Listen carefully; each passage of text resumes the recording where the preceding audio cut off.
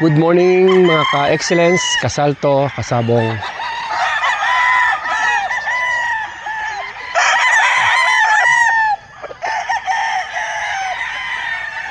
So, ngayon lang po ulit tayo nakapag farm video update. Medyo naging busy po lately sa farm. So, today po mag-upload po tayo ng one video just to update you po mga kasabong.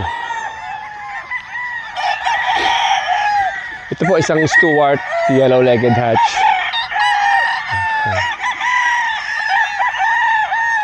Medyo lumugon din po ito last time. Ngayon po,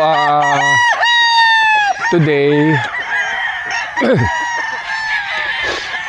ang activity po namin dito sa farm is magkakal po kami ng mga pullets. Marami po kaming pullets dito, but then again, hindi po lahat yun maayos. We will try to call yung mga hindi po pasado sa atin para po mabawasan yung ating mga alaga. So, dito po.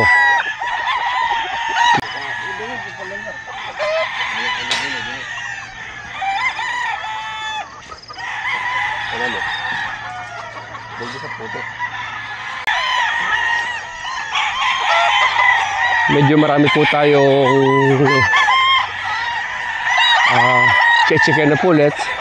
Kasama na doon sir yung mga itsura nila, bloodlines, postura.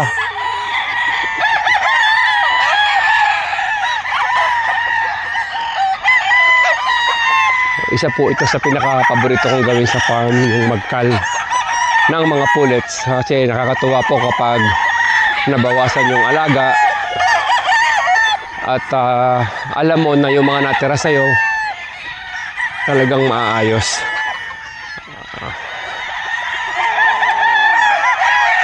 Golden boy.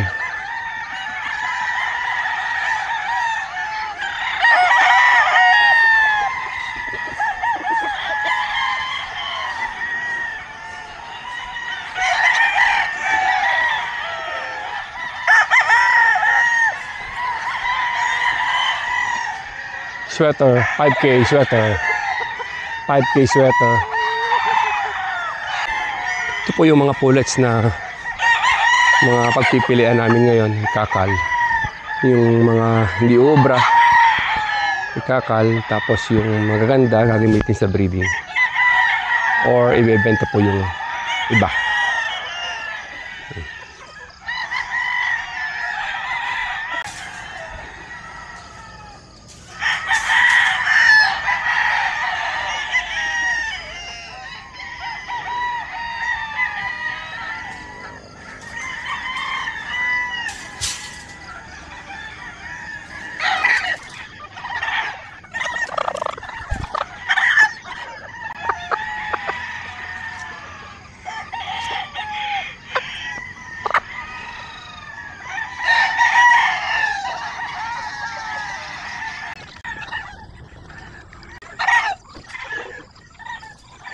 Tama na lang yung dalawa na tato. Hindi, dali naman ito. Nakatali ko sa'yo. Ito na taliwa. Pinimber naman to.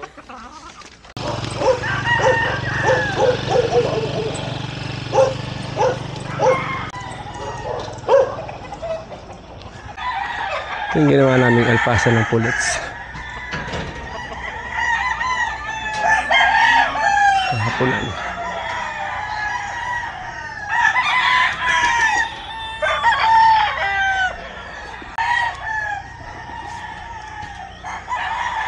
Patokaan. Bali sa labas na yung patokaan para hindi napapasok yung tao sa loob.